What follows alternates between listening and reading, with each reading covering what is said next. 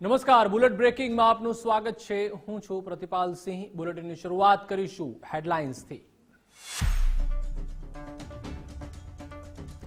રાજ્યના ખેડૂતો માટે માઠા સમાચાર। ઉત્તરાયણ પહેલા થઈ શકે છે માવઠું। 26 ડિસેમ્બરે બંગાળના ઉપસાગરમાં બનશે સિસ્ટમ, તો ડિસેમ્બરના અંતમાં રેકોર્ડ બ્રેક ઠંડી પડશે। નકલી ઈડી રેડ કેસમાં આપ નેતા અબ્દુલ સત્તાર માજોઠીની મુખ્ય ભૂમિકા। અબ્દુલે ગોપાલ ઇટાલિયા, મનોજ સોરઠિયા સાથે 3 મહિના પહેલા થઈ હતી મીટિંગ। રૂપિયા પાર્ટી માટે વાપરતો હોવાનો અબ્દુલનો ખુલાસો। ભાજપે કહ્યું ઈશુદાન લાજવાને બદલે ગાજી રહ્યા છે।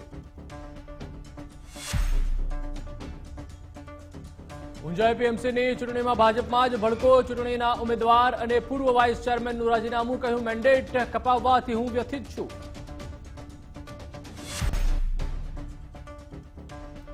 તો મોરબી જિલ્લા ભાજપમાં પણ આંતરિક કકડાટ। જિલ્લા પંચાયત સભ્ય અજય લોરિયાએ કાંતિ અમૃતિયા પર આરોપ લગાવ્યો અને કહ્યું હું અમૃતિયાને ધારાસભ્ય નથી માનતો। કાંતિ અમૃતિયાએ કહ્યું એક વ્યક્તિ ન માને તો હું ધારાસભ્ય મટી જવાનો નથી।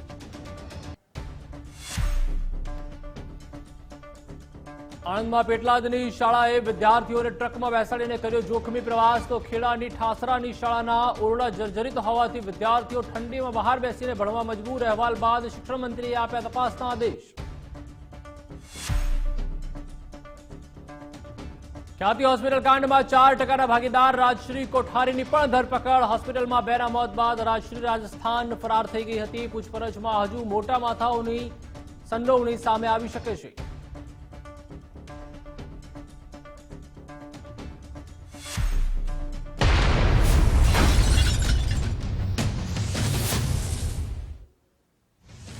સમાચાર જોઈએ વિસ્તારથી। સૌપ્રથમ વાત કરીએ રાજ્યમાં ઉત્તરાયણ પહેલા માવઠાની આગાહી વ્યક્ત કરાઈ છે, જેમાં 16 થી 22 ડિસેમ્બરે વાદળછાયા વાતાવરણની સંભાવના।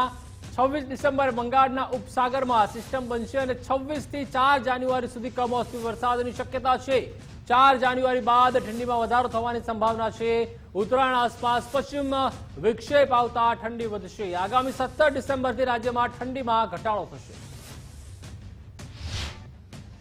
તારીખ 14 થી 16 ડિસેમ્બરમાં પવનનો જોર રહેશે, જેમાં કચ્છના ભાગમાં પવન જોર વધારે છે। ત્યાં લગભગ 25 કિલોમીટર પર અવરની રહી શકે, જ્યારે ઉત્તર મધ્ય ગુજરાતમાં પણ પવનનો જોર રહી શકે। પરંતુ બંગાળ ઉપસાગરમાં તારીખ 12 થી 14માં વરસાદની શક્યતા છે, કારણ કે તેમાં એક લો પ્રેશર બને છે। એની તારીખ 16 થી 18માં પણ પશ્ચિમ બંગાળમાં અસર રહેશે, પણ અરબી સમુદ્રમાં તારીખ 14 આસપાસ લો પ્રેશર બનવાની શક્યતા રહેશે અને અરબ સાગરનું લો પ્રેશરનું વહન સોમાલિયા કે યમન તરફ જવાની શક્યતા રહેશે। તો રાજ્યમાં ઠંડીનો ચમકારો યથાવત રહેશે। હવામાન નિષ્ણાત પરેશ ગોસ્વામીએ પણ આગાહી કરી છે, ડિસેમ્બરના છેલ્લા અઠવાડિયામાં નવો રેકોર્ડ બનાવશે ઠંડી। આગામી દિવસોમાં હજુ ગાત્રો થીજાવતી ઠંડી પડશે। રાજ્યની અંદર અત્યારે કોલ્ડ વેવ જેવી સ્થિતિનો માહોલ છે, કે એટલે કે જે તાપમાન છે એ ખૂબ નીચું આવ્યું છે અને રાજ્યની અંદર અત્યારે આપણે કાતિલ ઠંડીનો અનુભવ કરી રહ્યા છીએ। સામાન્ય રીતે જોવા જઈએ તો ડિસેમ્બર મહિનામાં જે દર વર્ષે ઠંડી હોય એ ઠંડી કરતાં 2 ડિગ્રી તાપમાન અત્યારે નીચું આવી ચૂક્યું છે। આમ તો 2020 અને 2022 આ છેલ્લા 5 વર્ષની અંદર 2 વર્ષ એવા હતા કે જેની અંદર તાપમાન ખૂબ નીચે ગયું હતું।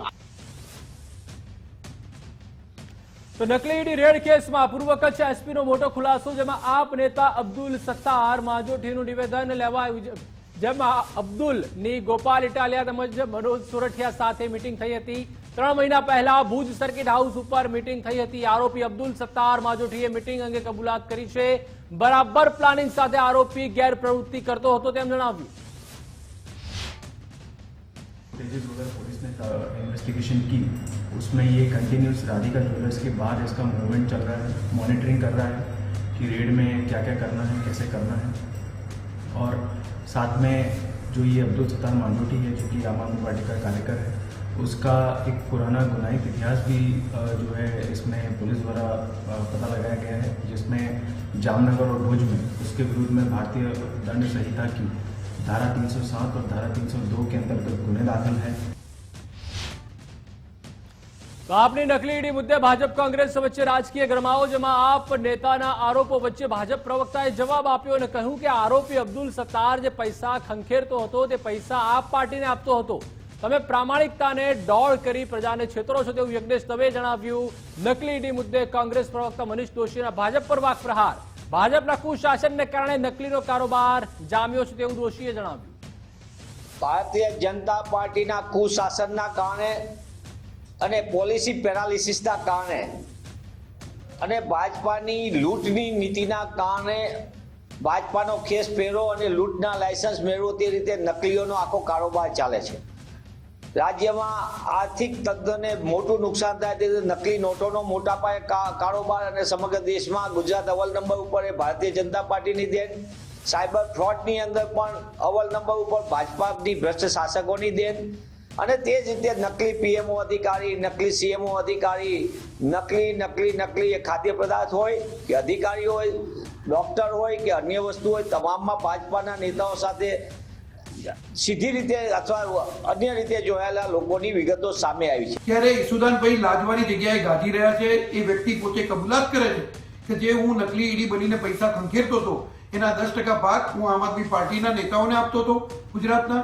સાથે સાથે એને પોલીસ નિવેદનમાં એ પણ લખાવ્યું છે કે હું કચ્છની જે આમ આદમી પાર્ટીનું કાર્યાલય છે એ કાર્યાલયનું ભાડું અને કાર્યાલયનો તમામ ખર્ચો એ અબ્દુલ સત્તાર જે આ ગુનેગાર છે પોતે ભોગવતો હતો એવું એને પોલીસ નિવેદનમાં પોતે જાતે કબૂલ કર્યું છે. એટલે મારે ઈસુદાનભાઈને એ પૂછવાનું કે તમારા દિલ્હીના નેતાઓ જે પ્રમાણે લીકરનો ગોટાળો કરી અને એમાં ભાગ બટાઈ કરતા હતા અને એની અંદર પણ કોર્ટમાં પુરવાર થઈને સજા ભોગવી રહ્યા છે અને મુખ્યમંત્રી પણ અત્યારે પદભ્રષ્ટ થઈ ગયા છે ત્યાંના, એ જ પ્રમાણે તમે અહીંના નેતાઓ પણ એ જ માર્ગે જઈ રહ્યા છો. સારું છે કે પ્રજા તમને સત્તા નથી આપતી. તો આ તરફ અમદાવાદની ખ્યાતિ હોસ્પિટલ કાંડે લઈને સૌથી મોટા સમાચાર, જેમાં ખ્યાતિ હોસ્પિટલની ડાયરેક્ટર રાજશ્રી કોઠારીની ધરપકડ થઈ ગઈ છે. રાજસ્થાનથી રાજશ્રી કોઠારીની ધરપકડ કરવામાં આવી છે. ખ્યાતિ કાંડ સામે આવ્યા બાદ રાજશ્રી કોઠારી ફરાર થઈ ગઈ હતી. ભીલવાડા અને તેની આજુબાજુના વિસ્તારમાં રોકાઈ હતી. રાજશ્રી કોઠારી અંગે પોલીસને ગઈકાલે બાતમી મળી હતી. રાજેશ્રીબેન અમદાવાદમાંથી સૌપ્રથમ ગાંધીનગર થઈ અને એમના વતન છે સિમલવાડા. સિમલવાડામાં થોડા દિવસ રોકાણા. ત્યારબાદ એમના એક સગાવાલાનું ઘર છે ભીલવાડામાં, ત્યાં એ લોકો રહ્યા.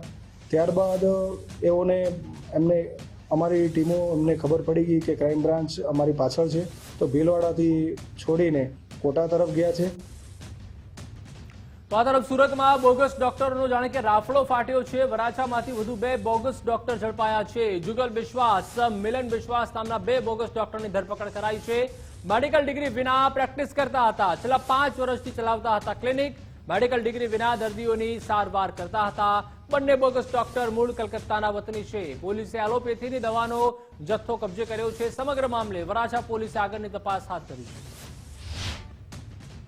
13 ડિસેમ્બર ગઈકાલના રોજ જ પોલીસને બાતમી મળેલી કે વરાછા વિસ્તારની અંદર 2 નકલી ડૉક્ટરો નકલી ક્લિનિક ચલાવી રહ્યા છે અને લોકોના સ્વાસ્થ્ય સાથે ચેડા કરી રહ્યા છે. જે અંગેની બાતમીની ખરાઈ કરી બંને બાતમીવાળી જગ્યા લંબે હનુમાન રોડ ઉપર જઈ અને ક્લિનિક ઉપર ખાતરી કરતા બંને નકલી ડૉક્ટરો જુગલ બિશ્વાસ અને બીજો ડૉક્ટર જે હતો કમ્પાઉન્ડર રાજેશ અને મિલોન બિશ્વાસ, આ બંને ત્યાં નકલી ક્લિનિક ચલાવતા હતા. તો બેદરકાર તબીબોના કારણે આદિવાસી દર્દીઓ પરેશાન થઈ રહ્યા છે. સુરતના ઉમરપાડામાં તબીબોની ઘોર બેદરકારી સામે આવી. દર્દીઓને બોલાવીને આખો દિવસ ન ફરક્યા તબીબો. કુટુંબ નિયોજન ઓપરેશન માટે બોલાવાયા હતા. સવારથી ભૂખ્યા તરસ્યા સાંજ સુધી બેસી રહ્યા દર્દીઓ, જેમાં તબીબો સામે કાર્યવાહીની માંગ સાથે આંદોલનની ચીમકી પણ ઉચ્ચારી છે. આદિવાસી સમાજના સામાજિક કાલે ઉમરપાડા તાલુકામાં રેફરલ હોસ્પિટલમાં કુટુંબ નિયોજનનો માટે આખા તાલુકામાંથી બહેનો, નાના છોકરાઓ બધા સવારે 8 વાગ્યાના આવ્યા હતા અને સાંજે 6 વાગ્યા સુધી ડૉક્ટર ત્યાં હાજર નહોતો. અને આ બધા આદિવાસી બહેનો, ભાઈઓ, દાદીઓ બધા હતા અને તે સાવ ગરીબ લોકો. અને મારે તો એવું કહેવું છે કે જે આ લોકો આવ્યો તેમને પાણીની, નાસ્તાની, ચાની કોઈ સુવિધા નહીં. તો ખાનગી હોસ્પિટલમાંથી જ દવા ખરીદવી ફરજિયાત નહીં. રાજ્યના ફૂડ એન્ડ ડ્રગ્સ વિભાગે પરિપત્ર જાહેર કર્યો છે, જેમાં ખાનગી હોસ્પિટલોના મેડિકલમાંથી દવા ખરીદવી ફરજિયાત નથી. ઇન હાઉસ મેડિકલ સ્ટોરમાંથી દવા ખરીદવા ફરજ નહીં પાડી શકાય. મેડિકલ સ્ટોરની બહાર બોર્ડ લગાવો અંગેનો પરિપત્રમાં ઉલ્લેખ કરાયો છે. આ હોસ્પિટલના દર્દીઓએ અહીંથી દવા ખરીદવી ફરજિયાત નથી તેવા બોર્ડ લગાવો. તો ખાનગી હોસ્પિટલમાંથી જ દવા ખરીદવી ફરજિયાત નથી, જેમાં રાજ્યના ફૂડ એન્ડ ડ્રગ્સ વિભાગે આ પરિપત્ર જાહેર કર્યો છે. ખાનગી હોસ્પિટલોના મેડિકલમાંથી દવા ખરીદવી હવે ફરજિયાત નથી. ફૂડ એન્ડ ડ્રગ્સ વિભાગના પરિપત્રને ફેડરેશન ઓફ ગુજરાત સ્ટેટે આવકાર્યો છે. ઘણા સમયથી અમારી ડિમાન્ડ હતી તેવું જસુ પટેલે જણાવ્યું. કેન્દ્ર સરકારને પણ આ બાબતે લખેલું હતું. વડાપ્રધાન સસ્તી દવાઓ મળે તે માટે પ્રયત્ન કરે છે. કેટલીક હોસ્પિટલો પોતાની દુકાનમાંથી જ દવા લેવાનો આગ્રહ કરે છે. ઘણી બધી દવાઓની ખૂબ ઊંચી કિંમત પણ ચૂકવવી પડે છે. હોસ્પિટલની મેડિકલ 400 થી 500% નફો કરતા હોય છે. ગરીબ વર્ગના દર્દીઓને લૂંટવામાં આવતા હોય છે, ત્યારે તેના પર હવે રોક લગાવવામાં આવશે તેવું જસુ પટેલે જણાવ્યું. ઘણા વખતથી અમારી લડાઈ હતી, કારણ કે જે રીતે કેન્દ્ર સરકારમાંથી પ્રધાનમંત્રી જે રીતે લોકોના સ્વાસ્થ્ય સાથે ચેડા ના થાય અને સારી અને સસ્તી દવાઓ મળે એના માટેના આગ્રહી હોય છે, પણ કેટલાક એટેચ મેડિકલ સ્ટોર્સ છે કે જેની અંદર ખૂબ મોટા પૈસા આપી અને મેડિકલ સ્ટોર્સ લીધેલો હોય છે અને મેનેજમેન્ટ સાથે સાઠગાંઠ હોય છે કે દવા હોસ્પિટલમાં જે દાખલ થાય એણે ફરજિયાત અહીં મેડિકલ સ્ટોર્સમાંથી જ લેવી એવું કમ્પલસરી હોય છે. ઘણી બધી વખત એવું બને. આણંદના પેટલાદની શાળાએ બાળકોના જીવ જોખમમાં મૂક્યા, જેમાં પાટગોલ ગામની પ્રાથમિક શાળાએ યોજ્યો જોખમી પ્રવાસ. વિદ્યાર્થીઓને ટ્રકમાં પ્રવાસે લઈ જતા હોવાનો વિડીયો સામે આવ્યો છે. શિક્ષણ મંત્રી પ્રફુલભાઈ પાનસેરિયાએ ગંભીર બેદરકારી ગણાવી. કસૂરવાર સામે કડક કાર્યવાહી કરવામાં આવશે તેવું શિક્ષણ મંત્રીએ જણાવ્યું છે. બાળકોને નીતિ નિયમોના પાલન સાથે જ પ્રવાસ કરાવો તેવું પણ જણાવ્યું. તો 43 બાળકો હતા, વોકેશનલ અંતર્ગત ગયા. અચ્છા, શેમાં લઈ ગયેલા? એ ભૂલ થઈ ગઈ અમારી, અમે આઈસરમાં લઈ ગયા. અચ્છા, નિયમ શું કહે છે? વોકેશનલ અંતર્ગત અમારે પ્રવાસ જેટલા નિયમોનું નથી કીધું. અમારે આજુબાજુ બિલકુલ 5 કિલોમીટર કે 7 કિલોમીટર નજીકમાં મુલાકાત માટે બાળકોને લઈ જવાનું છે, એટલે અમે મુલાકાત માટે લઈ ગયા. ડીઆરસી ભવનમાંથી સંભાળે છે કે બેનને જાણ કરી. અચ્છા, લેખિતમાં કોઈ જાણ કરે છે? ના, એટલે અમે વડતાલ ને એવું ત્યાંથી નજીક લઈ ગયા હતા અને આ વોકેશનલમાં હવે તે નજીકમાં લઈ જવાના હોય છે, એટલે આ ભૂલ થઈ. તો આ બાબતે ગંભીરતા મેં પોતે લીધી છે, નિયામકશ્રીને સૂચના આપી છે.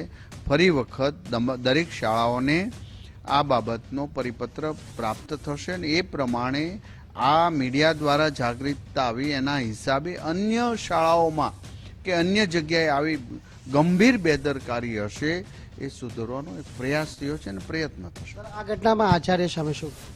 એ જે તે નિયામકશ્રીને મેં સૂચના આપી છે.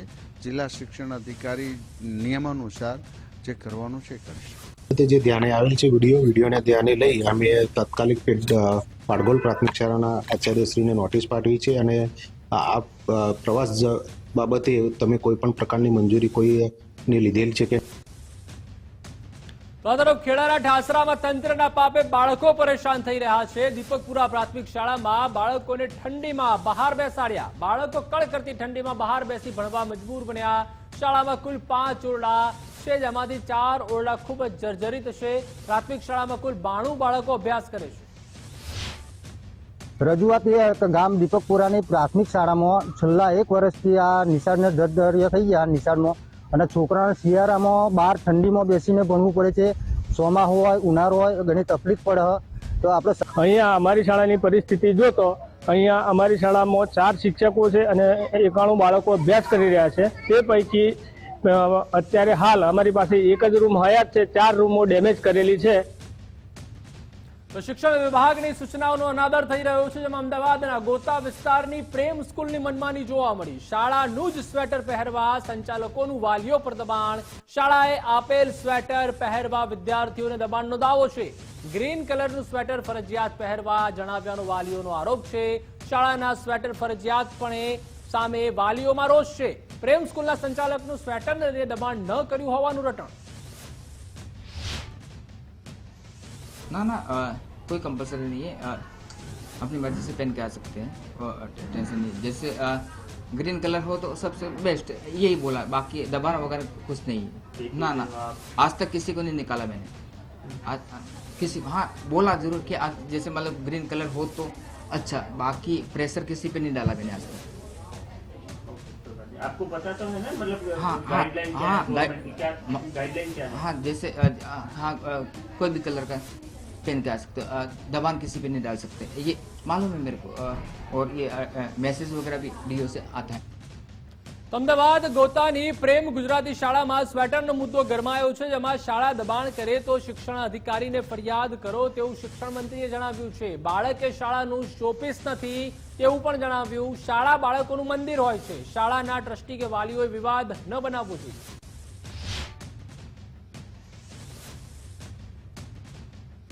એ એક ખીલતું રમતું બાળક છે, તો ઘણા બાળકની એવી તાસીર હોય કે એને કાનની ટોપી પહેરવી હોય. જે શાળાવાળા સ્વેટર આપે છે એ પતલું હોય તો એના અનુકૂળ ન હોય તો જાડું સ્વેટર પહેરાવી શકે. આ એક ઇસ્યુ નહીં બનાવવો જોઈએ અને દરેક શાળાવાળાએ વાલીઓ સાથે સંકલન કરી કોઈ એમના દીકરા દીકરીઓને કોઈ પણ કલરનું જાડું સ્વેટર પહેરાવવા માંગતા હોય અથવા તો કાન ટોપી પહેરાવવા માંગતા હોય, કોઈ શાળા એમને પ્રતિબંધિત નહીં કરે. છતાં આવો કોઈ ઇસ્યુ બન્યો હોય તો જિલ્લા શિક્ષણ અધિકારીને મળે, એ ચોક્કસ પ્રકારે મેં વાત કરી. અમદાવાદ સેટેલાઇટની અમદાવાદ ઇન્ટરનેશનલ સ્કૂલના સંચાલકોને પણ નોટિસ આપવામાં આવી છે, જેમાં બીયુ પરવાનગી ન હોવા છતાં શાળા બિલ્ડિંગનો ઉપયોગ કરી રહી છે, જે બાબત કચેરીને ધ્યાને આવતા નોટિસ આપવામાં આવી. અમદાવાદ ગ્રામ્ય વિસ્તારની જિલ્લા શિક્ષણ અધિકારી કચેરીએ શાળા સંચાલકોને નોટિસ આપી આ બાબતે ખુલાસો કરવા માટે આદેશ કર્યો છે. છેલ્લા ઘણા સમયથી શાળામાં નવા બાંધકામનો ઉપયોગ કરવામાં આવી રહ્યો હોવા છતાં બીયુ મામલે કચેરીને કોઈ પણ પ્રકારની માહિતી કે જાણકારી આપવામાં આવી ન હતી. અમદાવાદ શહેરમાં લાલ બસ તરીકે જાણીતી એએમટીએસ બસમાં કોલેજ અને સ્કૂલમાં અભ્યાસ કરતા વિદ્યાર્થીઓ માટે પાસની સિસ્ટમ બંધ કરાયો હોવાના દાવા સાથે એનએસયુઆઈના કાર્યકર્તાઓએ વિરોધ નોંધાવ્યો હતો. લાલ દરવાજા પાસે એએમટીએસ બસના પાસ સર્વિસ સેન્ટર પર એનએસયુઆઈના કાર્યકર્તાઓએ સૂત્રોચ્ચાર સાથે ફરીથી પાસ સિસ્ટમ લાગુ કરવા માટે માંગ કરી વિરોધ નોંધાવ્યો. ખાસ કરીને 3 દિવસ પહેલા ઘણા બધી અમદાવાદના વિદ્યાર્થીઓ અમારી પાસે અને અમારા નેતાઓ પાસે પોતાની વેદના લઈ અને રજૂઆત કરવા ગયા હતા કે એએમટીએસ બસ જે ચાલુ છે, સિટી બસો જે અમદાવાદમાં, એ છેલ્લા 1 મહિનાથી જે બસ પાસીસ હોય કે જે વિદ્યાર્થીઓ રોજનું અપડાઉન કરે છે તેને નોમિનલ ચાર્જમાં જે બસ પાસ આપવામાં આવે છે, બસ પાસ ક્યાંક 1-1.5 મહિનાથી એએમટીએસ દ્વારા બંધ કરી દેવામાં. રાજકોટની સૌરાષ્ટ્ર યુનિવર્સિટીમાં યુથ કોંગ્રેસે વિરોધ કર્યો, જેમાં 17 વર્ષ બાદ પણ સૌરાષ્ટ્ર યુનિવર્સિટીનું કોન્વોકેશન સેન્ટર બન્યું નથી. યુથ કોંગ્રેસે કોન્વોકેશનનું પ્રતિકાત્મક લોકાર્પણ કર્યું છે. વિદ્યાર્થીઓને પ્રતિકાત્મક રીતે ડિગ્રી પણ અપાઈ. 2007ના સૌરાષ્ટ્ર યુનિવર્સિટીના તત્કાલીન કુલપતિ કમલેશ જોશીપુરાએ રાજ્યપાલની હાજરીની અંદર કોન્વોકેશન હોલ બનાવવાની જાહેરાત કરી હતી. લગભગ આજે 2007ના ખાતમુહૂર્ત થયું, આજે 2024 થી આ કોન્વોકેશન હોલની તમે હાલત જોઈ શકો છો, ખંડેર હાલતમાં છે. એમની 2007ની સાલની અંદર કોન્વોકેશન સેન્ટરનું ખાતમુહૂર્ત થયું અને આ બાંધકામ જે છે એના 50% રકમ એ સીયુ શાહ સાહેબ, સૌરાષ્ટ્ર ગુજરાતના લબ્ધ પ્રતિષ્ઠિત દાનવીર દ્વારા યુનિવર્સિટીને મળેલી છે. તો આ તરફ સત્તાધારના મહંત પર આરોપના ઘેરા પડઘા પડ્યા છે, જેમાં સાવરકુંડલા માનવ મંદિર આશ્રમના મહંતની પ્રતિક્રિયા સામે આવી છે. સનાતન ધર્મને નુકસાન થઈ રહ્યું છે તેવું ભક્તિ બાપુએ જણાવ્યું. કોઈ પુરાવા વગર બોલવું તે વ્યાજબી નથી. કોઈને પર્સનલ વાંધો હોય તો મળી લેવું જોઈએ. જગ્યાને બદનામ કરવાથી સનાતન ધર્મને ખૂબ જ નુકસાન થઈ રહ્યું છે. સોશિયલ મીડિયામાં વાયરલ થઈ રહ્યું છે તે ખૂબ જ પીડાદાયક છે. અત્યારે સોશિયલ મીડિયામાં જે સત્તાધાર માટે વાયરલ બહુ થઈ રહ્યું છે એ ખૂબ જ પીડાજનક છે. સત્તાધાર એટલે આપણી શ્રદ્ધાનું કેન્દ્ર, પૌરાણિક જગ્યા અને સિદ્ધ જગ્યા છે. એના માટે વગર વિચાર્યું, પ્રૂફ વગર કાંઈ બોલવું કે કંઈ વાતો કરવી એ વ્યાજબી નથી. બીજી બાજુ સ્થાનિક સ્વરાજ્યની ચૂંટણીઓને લઈને તૈયારીઓને આખરી ઓપ આપવામાં આવી રહ્યો છે, જેમાં રાજ્યમાં 78 નગરપાલિકા અને 17 તાલુકા પંચાયત માટે મતદાર યાદી બનાવવામાં આવી છે. ખાલી પડેલી બેઠકોની ચૂંટણી માટે ફોટો મતદાર યાદી થશે જાહેર. પંચાયત, નગરપાલિકા તથા જૂનાગઢ સહિત અન્ય ખાલી બેઠકો માટે યાદી જાહેર કરાઈ છે.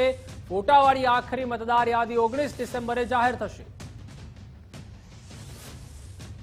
તો નગરપાલિકાની ચૂંટણીને લઈને કોંગ્રેસની તૈયારીઓ પણ ખૂબ જ તેજ છે, જેમાં કોંગ્રેસ કાર્યાલયમાં પ્રદેશ પ્રમુખની હાજરીમાં યોજાઈ બેઠક.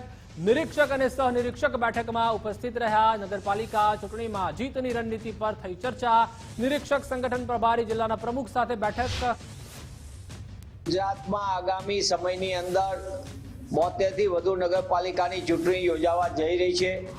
હજી જાહેરનામું બહાર નથી પડ્યું, પણ કોંગ્રેસ પક્ષે નગરપાલિકામાં જે રીતના ભાજપાના ભ્રષ્ટ શાસનના કારણે પ્રજા પરેશાની વેઠી રહી છે, ત્યારે પ્રજાને ન્યાય મળે અને કોંગ્રેસ એનો અવાજ બને તે માટે આગોતરી તૈયારી શરૂ કરી છે.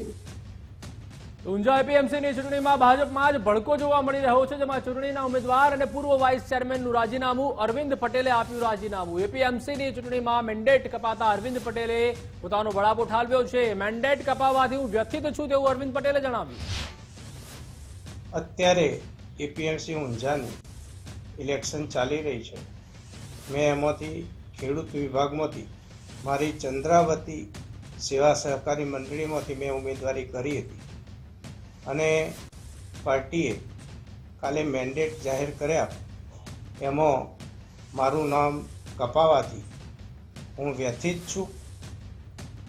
તો ઊંઝા એપીએમસીની ચૂંટણીમાં મેન્ડેટ મુદ્દે નારાજગી જોવા મળી રહી છે, જેમાં અરવિંદ પટેલના બળાપા સામે ધારાસભ્ય કિરીટ પટેલે નિવેદન આપ્યું અને કહ્યું કે અરવિંદભાઈને નારાજગી અને ઉશ્કેરાટ છે. અરવિંદભાઈને થોડો નારાજગી અને ઉશ્કેરાટ છે, પણ અમને વિશ્વાસ છે કે સમય જતાં એ ઉશ્કેરાટ એનો સમી જશે અને અમે અમારા અરવિંદભાઈ જૂના મિત્ર છે અને અમે સાથે રહીને ફરીથી કામ કરીશું. ઊંઝા એપીએમસી ચૂંટણી પહેલા બળવા જેવી સ્થિતિ પણ જોવા મળી રહી છે, જેમાં ખેડૂત વિભાગમાં 5 ઉમેદવારોએ ઉમેદવારી પરત ખેંચી છે. અરવિંદ પટેલ, કિરીટ પટેલ, મહેન્દ્ર પટેલે ઉમેદવારી પરત ખેંચી છે, તો અશ્વિન પટેલ અને મહેન્દ્ર પટેલે પરત ખેંચી ઉમેદવારી. મેન્ડેટ બાદ હજુ પણ 5 ઉમેદવારો મેદાનમાં છે.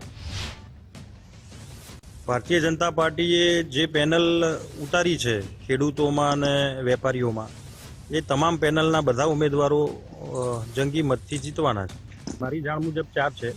બાકીના પણ અત્યારે જેને મેન્ડેટ માગ્યું હતું ભારતીય જનતા પાર્ટી, એ બધા ભારતીય જનતા પાર્ટી સાથે જ છે અને 20 ઉમેદવાર હોય અને એમાંથી 10 જ મેન્ડેટ આપવાના હોય તો ક્યાંક કોઈને એવું લાગતું હોય કે ભાઈ મને મેન્ડેટ નથી મળ્યું, પરંતુ પાર્ટીના સાથે વર્ષોથી રહેલા હોય એટલે પાર્ટીના સાથે જ રહેવાના. અને ઊંઝા ધારાસભ્ય કિરીટ પટેલનું પણ મેન્ડેટ મુદ્દે નિવેદન, એમાં વિરોધાભાસી નિવેદન સામે આવ્યું છે. ધારાસભ્યના મેન્ડેટના દિવસે અને આજના નિવેદનમાં વિરોધાભાસ છે. 13 ડિસેમ્બરે બોલ્યા, પક્ષે અમારી સાથે ચર્ચા કરી મેન્ડેટ નક્કી કર્યું. નામ કપાયું ન કહેવાય, પણ પક્ષે જે મેન્ડેટ આપ્યો અને અમારી સાથે ચર્ચા કરીને નક્કી થયેલું હતું અને અમે જે મેન્ડેટ આવ્યો છે એ પ્રમાણે હવે મેન્ડેટના જે નામ છે એના ઉમેદવારોને જીતાડવા પ્રયત્ન કરવાના છે. મેન્ડેટ આપવામાં અમારી બહુ કોઈ ભૂમિકા નથી. બધા આપ સૌ પણ જાણો છો કે મારો મેન્ડેટ પણ નથી, મારો જ મેન્ડેટ નથી. આપે જ ગઈકાલ નિવેદન આપ્યું હતું, મેન્ડેટની તમને ખબર હતી? ના, ખબર હતી એવું નહીં. ગઈકાલ તમારું ઓન કેમેરા નિવેદન? ના, ખબર હતી. મેન્ડેટ એમને એવું કીધું છે કે ધારાસભ્યનું સ્થાનિક લેવલે પણ કઈ ઉપસ્થિત નથી. ઊંઝા એપીએમસી ચૂંટણીમાં કહી ખુશી કહી ગમ જેવો માહોલ છે. વિવાદો અને જૂથબંધી વચ્ચે વેપારી વિભાગની ચૂંટણી સભા યોજાઈ, જેમાં વેપારી વિભાગના ઉમેદવારો મતદારો માટે ચૂંટણી સભા યોજાઈ. પાટીદાર સમાજ રમણવાડીમાં સભાનું આયોજન થયું. જિલ્લા ભાજપ પ્રમુખ, પ્રભારી સહિત ભાજપ નેતાઓ ઉપસ્થિત રહ્યા. તો આ તરફ મોરબી જિલ્લા ભાજપમાં જૂથવાદ ફરીથી ચરમસીમાએ જોવા મળી રહ્યો છે. જિલ્લા પંચાયતના સભ્ય અને ધારાસભ્ય સામસામે આવી ગયા. ભાજપ નેતા જ પક્ષના ધારાસભ્ય પર આરોપથી રાજકીય ગરમાવો જોવા મળ્યો. જિલ્લા પંચાયત સભ્ય અજય લોરિયાએ કાંતિ અમૃતિયા પર આરોપ કર્યો. નિમંત્રણ પત્રિકામાં નામ કપાતા બે નેતાઓ વચ્ચે વાકયુદ્ધ જોવા મળ્યું. અજય લોરિયાએ કહ્યું કે હું કાંતિ અમૃતિયાને ધારાસભ્ય માનતો જ નથી. જિલ્લા પંચાયતમાં લોકાર્પણનું કામ હતું અને મારું નામ નથી, હું તો સ્વાભાવિક માનું છું કે આ કિનાખોરી કહેવાય. સ્વાભાવિક છે જ. ધારાસભ્યને મંડપવાળાને ફોન કરવો પડે, મારા મંડપ ડેકોરેશન વાળા, તો પાટીદાર નવરાત્રીનું કામ ઊભું રાખી દે ને પૈસા લઈ લે. અને આ રેકોર્ડિંગ મારી પાસે છે. એટલે ધારાસભ્યને એ પણ કહેવા માંગુ છું કે તમે કોઈના રસોડા સુધી ના જાઓ ને તમારી લીટી લાંબી કરો. અને 30 વર્ષથી જો ધારાસભ્ય હોય ને, મોરબી નહીં પણ ગુજરાતના 182 ધારાસભ્ય છે, ગુજરાતના નહીં ઇન્ડિયાના જેટલા વિધાયકો છે, આટલા વિડીયો કે આટલા ફોટો કોઈ મૂકતા નહીં હોય ફેસબુકમાં કે મીડિયામાં. તમને પણ આટલા મીડિયામાં આપી આવતા છે. અને જો આટલા કામ થતા હોય તો મોરબીની દશા હોય છે. એમાં મોરબી જિલ્લામાં 4-5 MP છે ધારાસભ્ય એટલે હોના વિસ્તારના એમપીનું નામ હોય અને ધારાસભ્યનું નામ હોય અને જે જિલ્લા પંચાયતના સભ્ય હોય એનું નામ હોય. એટલે એમાં તો કાર્ડ કઈ મેં છપાયું નથી. અન્ય મહત્વપૂર્ણ સમાચારો તરફ નજર કરીશું બ્રેક બાદ.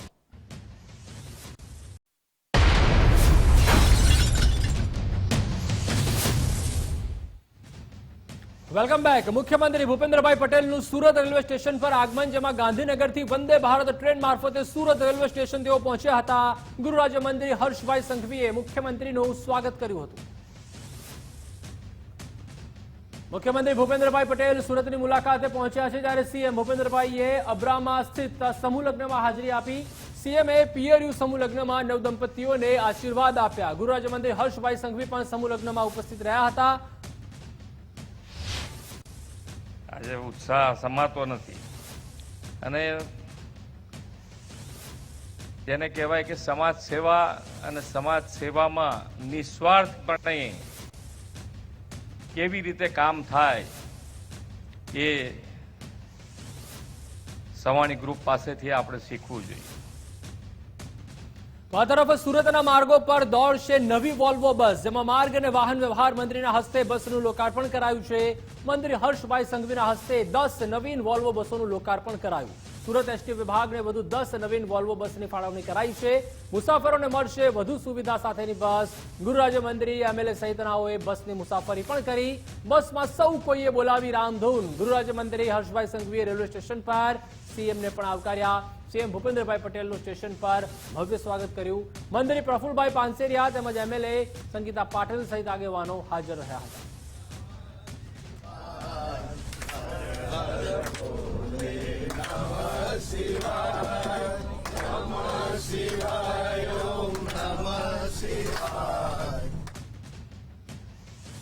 બીજી તરફ બીઝેડ ગ્રુપ કૌભાંડનો મામલો ગરમાયો છે. શિક્ષણ મંત્રીએ અરવલ્લીમાં નિવેદન આપ્યું. બીઝેડના ફ્રોડ અંગે શિક્ષણ વિભાગનો હકીકતલક્ષી રિપોર્ટ બાકી છે તેવું કુબેર ડિંડોરે જણાવ્યું. સાબરકાંઠા અરવલ્લી બંનેમાં જે કંઈ શિક્ષક મિત્રોએ વ્યક્તિ નિર્માણ, પરિવાર નિર્માણ, સમાજ નિર્માણ, રાષ્ટ્ર નિર્માણનું જે કામ કરવાનું હતું એ છોડીને લોકો સાથે જે છેતરપિંડી કરી અને લોકોને જે મૂર્ખ બનાવીને જે બીઝેડમાં આ ફાઉન્ડેશન જે બનાવ્યું એમાં પૈસા રોકવા માટે જેને લાલચ આપ્યું હોય, એમાં પ્રોત્સાહન આપવાનું કામ કર્યું હોય અને જે ગરીબ લોકો, મધ્યમવર્ગીય લોકો જેમને આખા જીવનની જે મૂડી હતી એ એમાં વધુ વ્યાજ આપવાની લોભ લાલચ આપીને લોકોને ઠગવાનું કામ કર્યું છે. ને એમાં મારા શિક્ષક મિત્રો જોડાયેલા છે. એમાં 4-5ની અમે વેરીફાઈ કર્યું છે, પણ બીજા કેટલાક હશે એ હકીકતલક્ષી રિપોર્ટ પૂરો મેળવીને આવનારા સમયમાં નિયમ અનુસાર કાયદેસરની કાર્યવાહી કરીને જે કંઈ કરવાનું થાય કાયદાની પરિભાષામાં તમામ અમે કરીશું. તો આ તરફ સુરતમાં ભાજપના જ ધારાસભ્યએ ખોલી છે કોર્પોરેશનની પોલ, જેમાં સેન્ટ્રલ ઝોનમાં સુવિધાઓનો અભાવ હોવાનો દાવો કર્યો છે. સુરતના ધારાસભ્ય અરવિંદ રાણાએ મેયરને પત્ર લખ્યો છે. સેન્ટ્રલ ઝોનના તમામ રસ્તાને સીસી રોડ બનાવવા માંગ.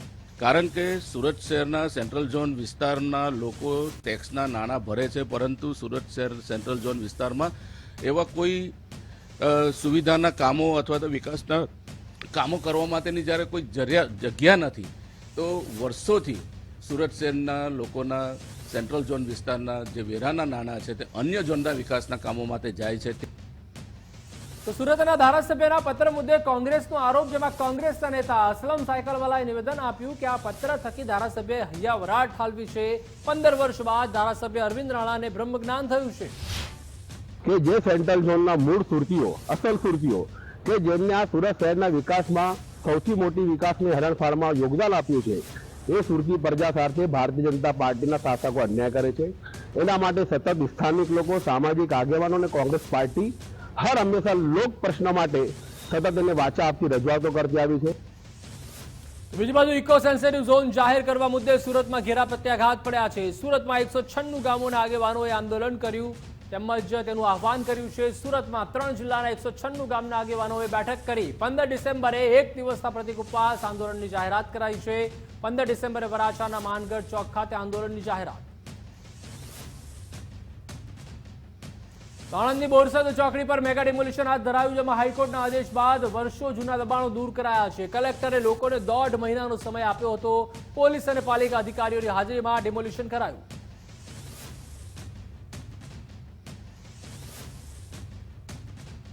ગાંધીનગરના જૂના સચિવાલયમાં વૃક્ષોનું નિકંદન કાઢવામાં આવ્યું, જેમાં નવા બ્લોકના નિર્માણના નામે વર્ષો જૂના વૃક્ષોનું નિકંદન કઢાઈ રહ્યું છે. વર્ષો જૂના 46 વૃક્ષોને કાપવા માટે માર્કિંગ કરાયું.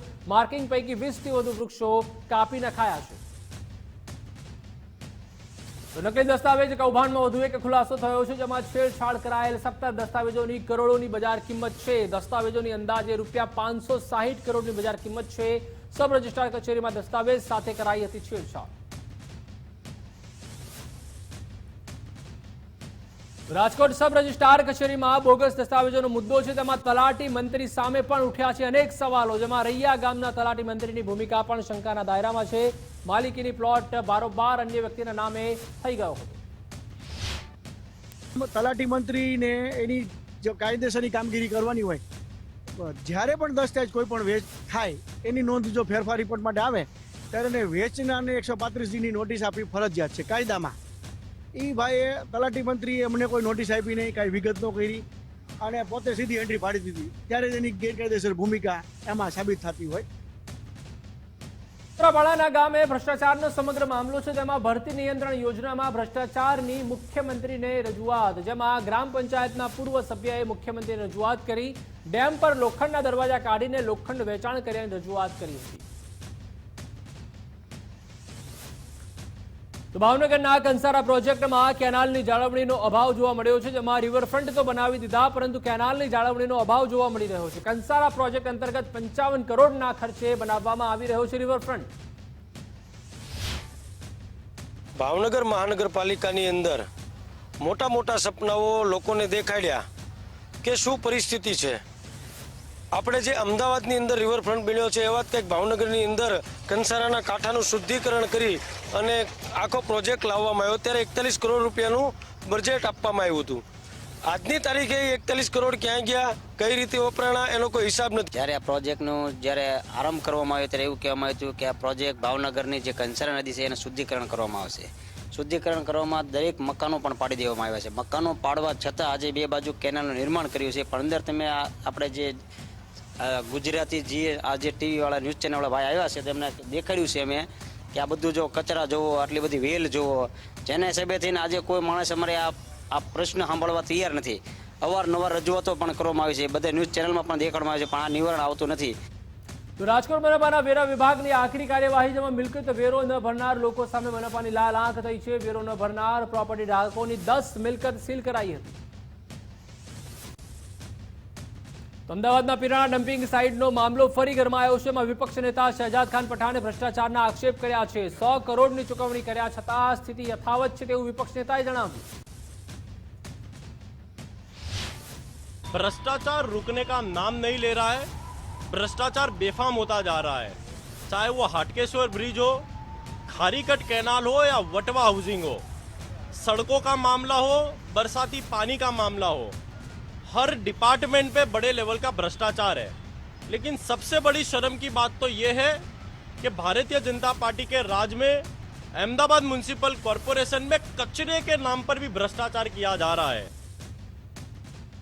તો તરફ સુરેન્દ્રનગરના વઢવાણમાં યુરિયાની અછત જોવા મળી, જેમાં માર્કેટિંગ યાર્ડમાં ખાતર મેળવવા ખેડૂતોની લાંબી કતારો લાગી છે. સવારથી ખાતરના ડેપો પર યુરિયા લેવા ખેડૂતોની ભીડ જામી છે. મારે 100 વીઘાની ખેતી છે અને ખાતરમાં અમે 3-4 દિવસથી અહીંયા આંટા મારી છે, છતાં પણ અમને મળતું નથી. અત્યારે લાઇનમાં ઉભા રહી ત્યારે 6 થેલી અમને આપે છે.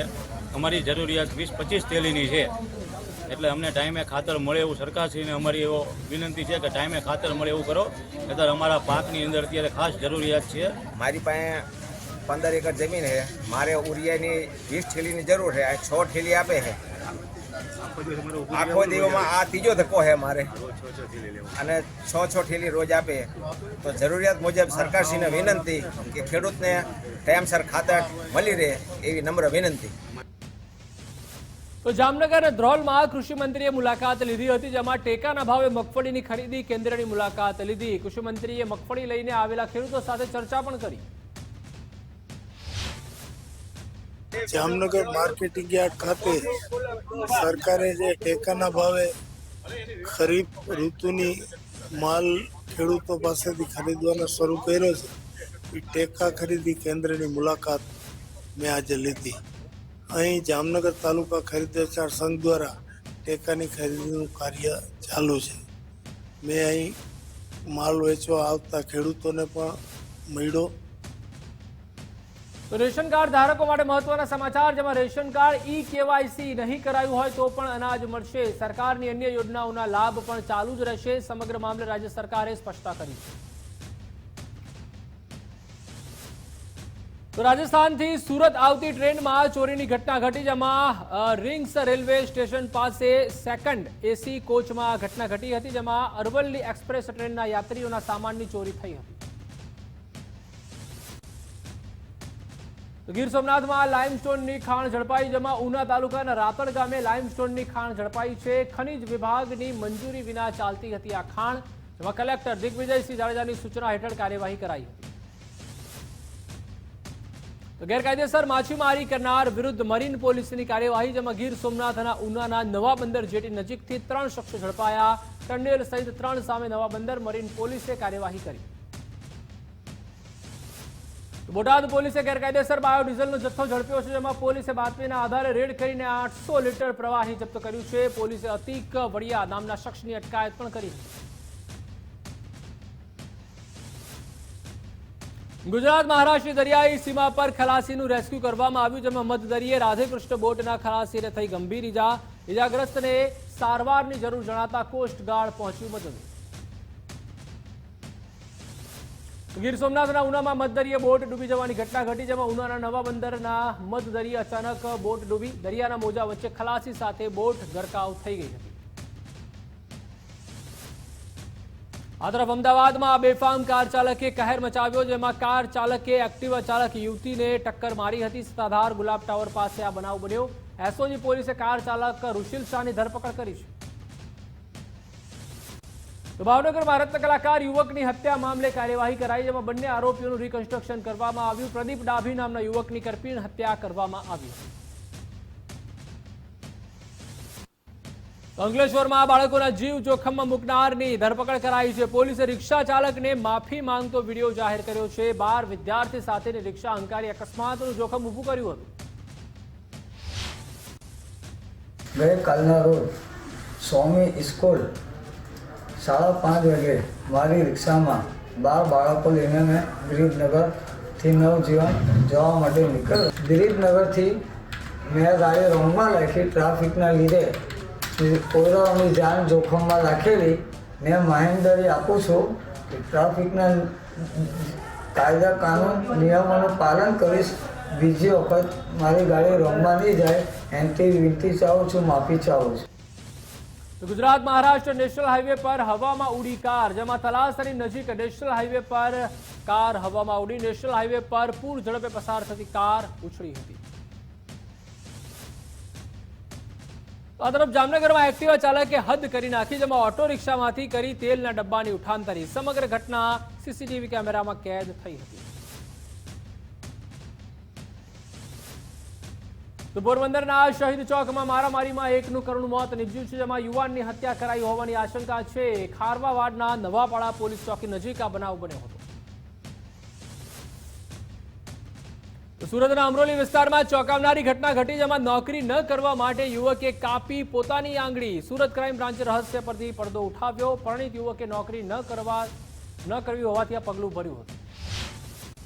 પ્રાથમિક દ્રષ્ટિએ કોઈ તાંત્રિક વિદ્યા કે એના માટે આંગળીઓ કાપી હોય એવું લાગતું હતું, પરંતુ જ્યારે ભોગ બનનારની પોલીસ દ્વારા વારંવાર પૂછપરછ કરતા એણે એવું કન્ફેશન કર્યું કે એ વરાછામાં એક અનસ જ્વેલર્સ છે, અનપ જ્વેલર્સ, ત્યાં કોમ્પ્યુટર ઓપરેટર તરીકે નોકરી કરતો હતો.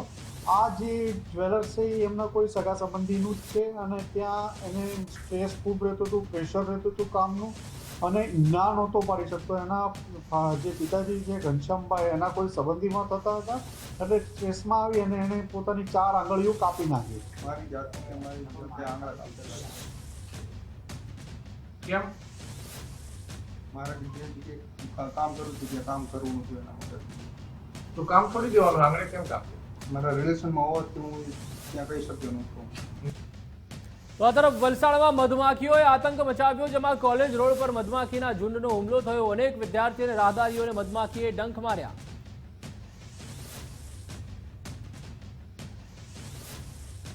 તો રાજકોટ રેન્જ આઈજી અશોક કુમાર યાદવ જામનગરની મુલાકાતે પહોંચ્યા હતા, જેમાં શહેર જિલ્લાના વાર્ષિક નિરીક્ષણ મુદ્દે આઈજી મુલાકાતે પહોંચ્યા હતા. SP, ASP, DYSP, PI, PSI સાથે એન્યુઅલ ક્રાઇમ કોન્ફરન્સ કરી હતી.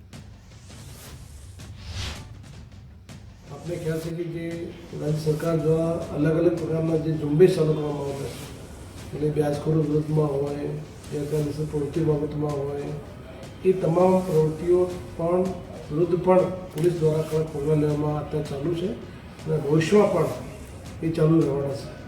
આપણે મારફતે જામનગરની પબ્લિકને પણ વિનંતી કરું છું કે આપણે કોઈપણ પ્રકારની ગુજરાત પોલીસની 13 તુજકો અર્પણ એક અનન્ય પહેલ, જેમાં રાજ્યમાં 13 તુજકો અર્પણ હેઠળ 2 વર્ષમાં 2802 કાર્યક્રમ યોજાયા અને પોલીસે ₹180 કરોડથી વધુનો મુદ્દામાલ મૂળ માલિકોને પરત કર્યો.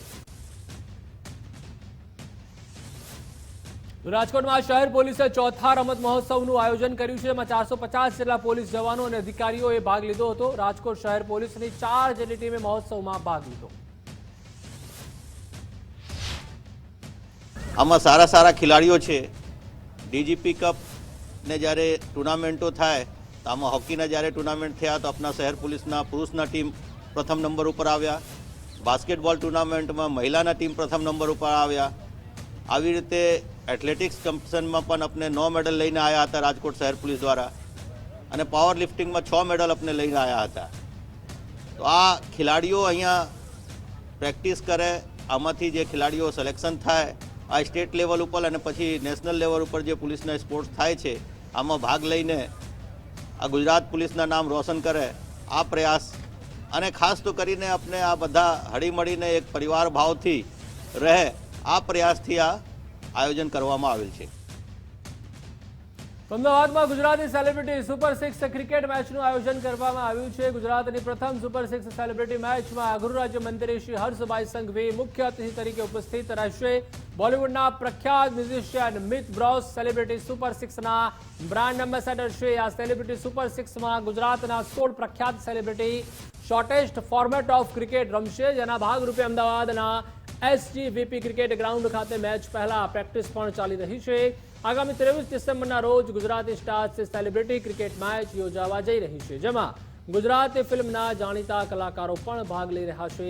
એમાં અમદાવાદ માઇટી સ્ટાર્સ અને સ્ટાર રેન્જર્સ ગાંધીનગર એમ કરીને કુલ 2 ટીમમાં 16 સેલિબ્રિટી ભાગ લેશે. ભારતમાં પ્રથમવાર આ પ્રકારની મેચ રમાશે, જેમાં દરેક ટીમમાં 8 ગુજરાતી સેલિબ્રિટીઝ હશે, જેમાંથી 6 ખેલાડી રમવા માટે મેદાનમાં ઉતરશે. આ સેલિબ્રિટીઝ સુપર 6 ક્રિકેટ મેચ માટે ગુજરાતના સેલિબ્રિટી ફેસ જેવા કે અરવિંદ વેગડા, સરિતા ગાયકવાડ, વિપુલ નારીગ્રા, દીપા ત્રિવેદી, અમન રાઠોડ ઉપરાંત અન્ય સેલિબ્રિટી પણ ભાગ લઈ રહ્યા છે. ક્રિકેટ મેચ પહેલા સેલિબ્રિટી પણ ક્રિકેટની પિચ પર પ્રેક્ટિસ કરતા જોવા મળ્યા. આ સેલિબ્રિટી સુપર 6ના ઓફિશિયલ ઇલેક્ટ્રોનિક મીડિયા પાર્ટનર તરીકે ગુજરાત ફર્સ્ટ જોડાયેલું છે.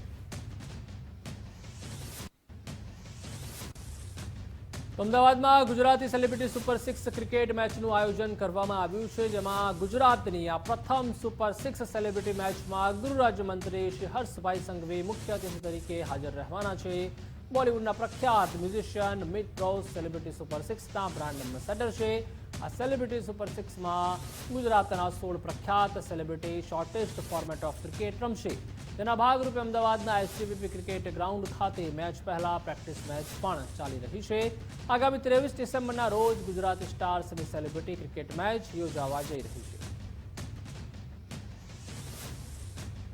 તો મુખ્યમંત્રી ભૂપેન્દ્રભાઈ પટેલ આવતીકાલે ધોરડો એટલે કે સફેદ રણની મુલાકાત લેવાના છે. મુખ્યમંત્રી ભૂપેન્દ્રભાઈ પટેલ આવતીકાલે સાંજે 5:30 કલાકે ધોરડો પહોંચશે. તો મુખ્યમંત્રી ધોરડો ખાતે ક્રાફ્ટ અને ફૂડ બજારની મુલાકાત લેશે. જૂનાગઢના સત્તાધાર ગાદી વિવાદ મામલે મોટા સમાચાર, જેમાં સત્તાધારના મહંત વિજય બાપુ સામે તેમના ભાઈએ અરજી કરી છે. વિસાવદર પોલીસે ભાવનગર પહોંચી નીતિન ચાવડાનું નિવેદન લીધું હતું.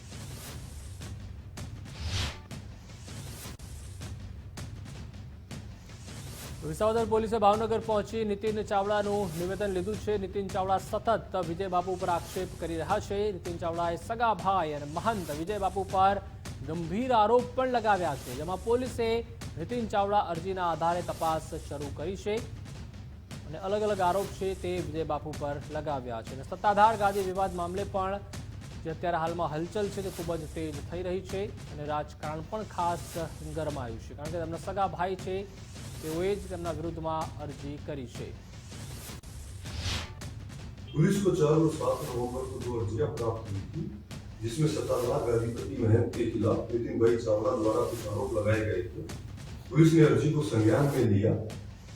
लगाए गए आरोपों की बारीकी एवं निष्पक्षता से जांच अभी जारी है. यदि जांच के दौरान किसी भी प्रकार के कॉग्निजेबल ऑफेंस के घटित होने की पुष्टि होती है तो रेलिवेंट सेक्शंस में पुलिस द्वारा उचित कार्रवाई की जाएगी. તો અમદાવાદની સોલા પોલીસે બનાવટી ચલણી નોટ સાથે 6ની ધરપકડ કરી છે, જેમાં મધ્યપ્રદેશથી બનાવટી નોટ વટાવવા આવેલ ટોળકીને ઝડપી પાડ્યા છે. 500ના દરની 247 બનાવટી નોટ પણ જપ્ત કરી છે. તો બનાવટી નોટ ફરી એકવાર ઝડપાઈ છે અને સોલા પોલીસે પણ ઉમદા કામગીરી કરી છે અને તમામની ધરપકડ કરી છે. આ તમામ 6 આરોપીઓ છે જેઓ 247 જેટલી બનાવટી નોટ લઈને આવ્યા હતા 500ની, પરંતુ તેઓને પકડી લેવામાં આવ્યા છે. ચાણક્યપુરી વિસ્તારમાં નોટ વટાવતા આ 6 શખ્સો છે તે ઝડપાઈ ગયા હતા. આ રીતના જે કારસ્તાન છે તે આવી ટોળકીઓ દ્વારા કરવામાં આવતો હોય છે, પરંતુ ગુજરાત પોલીસને પણ 100 સલામ છે કે તે ખૂબ જ સક્રિય રીતે પોતાની ભૂમિકા ભજવે છે. તો મહીસાગર જિલ્લામાં 31 ડિસેમ્બર પહેલા પોલીસ એલર્ટ થઈ ગઈ છે. વિદેશી દારૂને લઈને નાકાબંધી કરતા મોટી સફળતા મળી, જેમાં મહીસાગર જિલ્લા લોકલ ક્રાઇમ બ્રાન્ચને સફળતા મળી છે. ચોખાની આડમાં લઈ જવાતો વિદેશી દારૂ ઝડપાયો છે.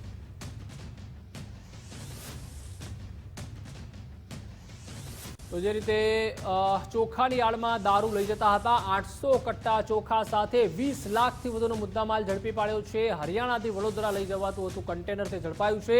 ખાનપુરના વડા ગામ પાસે લુણાવાડા મોડાસા હાઈવે પરથી દારૂની હેરાફેરી ઝડપાઈ છે. જિલ્લા એલસીબી દ્વારા વિદેશી દારૂ સાથે 2 આરોપીની અટકાયત પણ કરાઈ છે.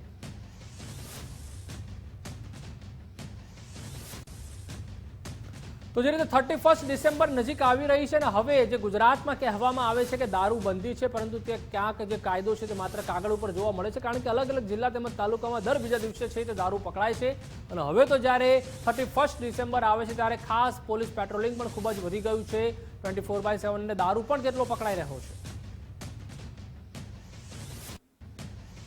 તો મોરબીના ટંકારામાં ભરબજારે ગાંજાનું વેચાણ ઝડપાયું છે. એમાં શાક માર્કેટમાં ફ્રૂટની સાથે નશાનો કાળો કારોબાર ઝડપી લેતી એસઓજી ટીમ. હુસૈન સલીમભાઈ સોલંકી નામના ફ્રૂટના વેપારીની ગાંજાના જથ્થા સાથે ધરપકડ કરાઈ. ફ્રૂટની દુકાને અને ઘરે રાખેલા 1 કિલોથી વધુ ગાંજો કબજે કરાયો છે. મોરબી એસઓજીની ટીમે ટંકારા પોલીસ મથકમાં ગુનો નોંધાવી તપાસ હાથ ધરી છે.